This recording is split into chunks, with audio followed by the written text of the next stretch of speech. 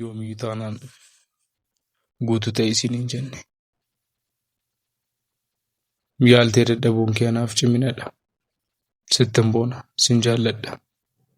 Guyyoota rakkisaa irratti tole naaf jechuun kee naaf gahaadha. Waan ani si wajjin hin jirre sitti fakkaachuun kunis boo'ichi kee, dadhabuun kee, yaaluun kee argeera. Sin jaalladha. Yoomiyyuu taanaan sittin boona. Kufuun kee naaf ciminadha.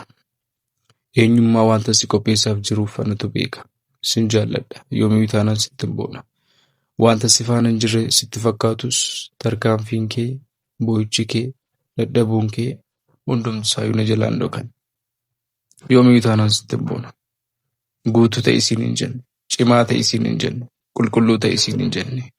Laphee kee qofaan barbaada. Dadhabbiin kee si fudhatee deemuu isaarraa harka kee gara kootti hiixachuun kee naaf gahaadha. Abdii kutattee deebistee abdii kee narra godhachuun kee naaf gahaadha. Osoo hin qabaatiin kennuuf hiixachuun kee naaf gahaadha. Haalota rakkisaaf ulfaataa keessatti abdii kee narra godhachuun kee naaf gahaadha. Sin jaalladha. Sin hubadha. Yoomiyyuu taanaan sittin boona. Boruuf si qopheessaan jira. Dadhabuun kee duubatti deebi'uu miti. Kufuun kee tarkaanfii tokko waan duubatti deebite sitti fakkaata. Wanta narraa fagaatte sitti fakkaata. Anaaf galuu yaariidha. Yoomiyyuu taanaan sittin boona. Sin jaalladha. Abbummaan koo kanadha. Ilmummaan kees kanadha. Cimaa ta'e isin hin jenne. Qulqulluu ta'e isin hin jenne. Laphee kee dhuufaan barbaada.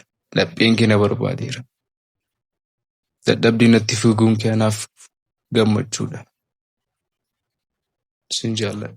Sittin boona. Yoomiyyuu taanaan abdii sirraan fudhadhe.